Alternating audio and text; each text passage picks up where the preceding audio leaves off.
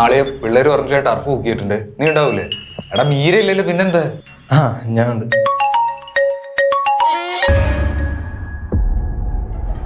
Hello അക്കു, നീ എപ്പോഴും ഓഫീസിൽ നിന്ന് ഇറങ്ങാ?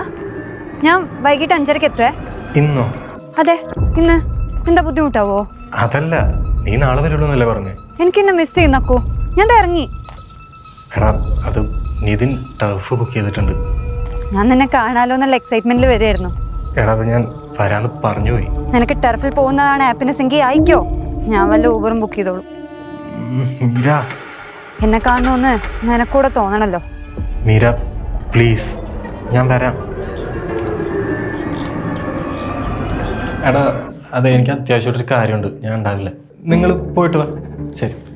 ഞാൻ അപ്പോഴേ പറഞ്ഞല്ലേ, ആ പെണ്ണ് വന്നതിന് ശേഷം സാറിനൊരു കാര്യത്തിന് വിളിച്ചാലും കിട്ടൂല. ഇവിടെ തലവേദന എടുക്കുന്നു. അത് നീ ട്രാവൽ ചെയ്ത് വന്നിട്ടായിരിക്കും. ഇവിടെ ഇരിക്കും. ചേച്ചി നീ അവനെ വിട്ടുകളാ. നീ ഇത്ര പൊസസീവ് ആവേണ്ട കാര്യമൊന്നുമില്ല. ഞാൻ പൊസസീവ് ആണോ ടോക്സിക് ആണോ എന്നൊന്നും എനിക്കറിയില്ല. പക്ഷേ എൻ്റെ അടുത്ത് നക്കുനെ അകലാൻ ഞാൻ സമ്മതിക്കില്ല.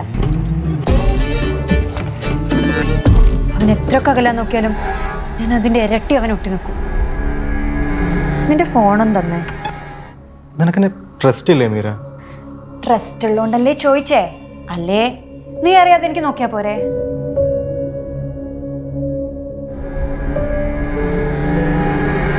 മീര മതി. ഞാൻ നോക്കിയാൽ നിനക്ക് എന്തെങ്കിലും പ്രോബ്ലം ഉണ്ടോ?